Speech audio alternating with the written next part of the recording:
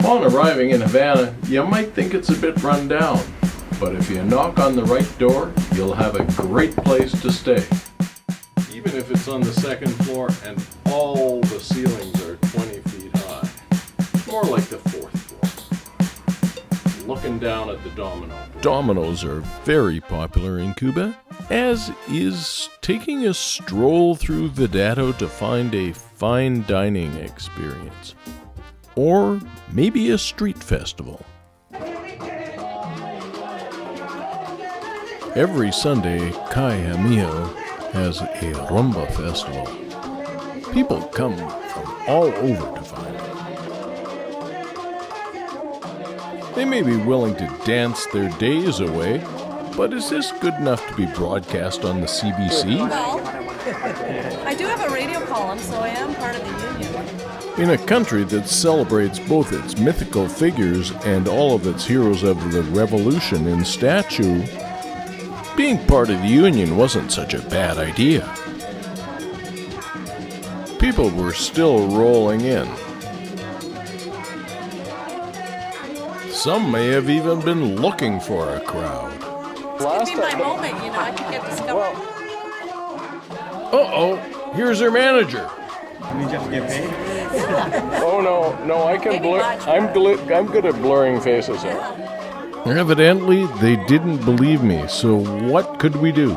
We had to repair to the National Hotel to negotiate that contract.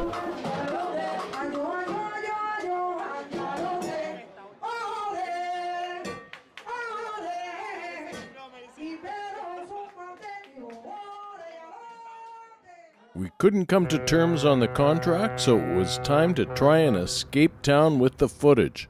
The cruise line wouldn't let us on, so it was time to hide at a baseball game. It's a swing and a miss. Strike two. Ball one. It's out of the park, and he's safe on first. After that bit of excitement, we thought we'd maybe try the excitement of Cuban public transit again. Cubans seem to have a knack for wiring, and Mary thought she'd check it out before she tried climbing the stairs. She was going to need all her energy for the evening's festivities at the Tropicana. The Tropicana is probably the world's most famous outdoor nightclub. And while there's something quite charming about being entertained by a string quartet playing Cuban favorites, it was showtime.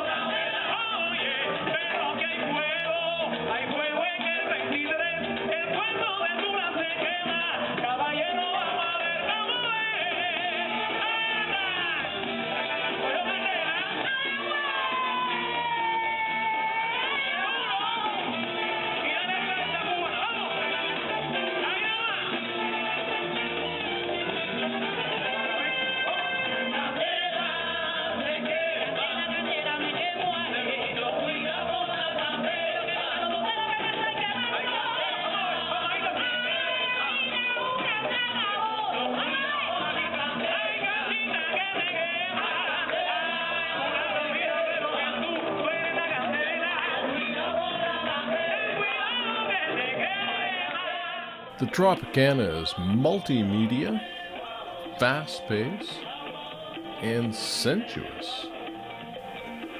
All of those, and then some.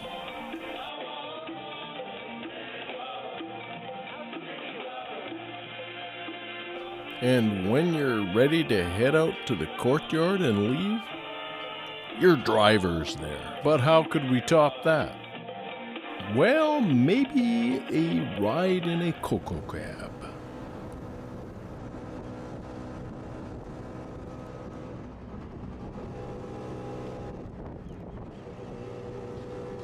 Where will it lead?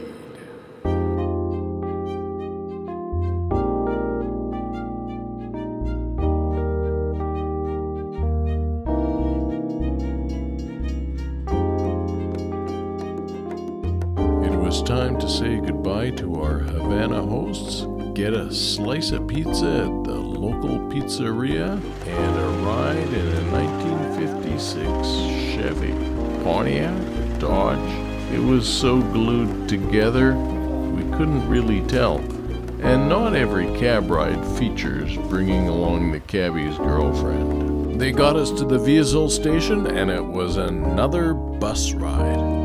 We hadn't found the right cave yet. The adventure continues. Next stop, Viñales.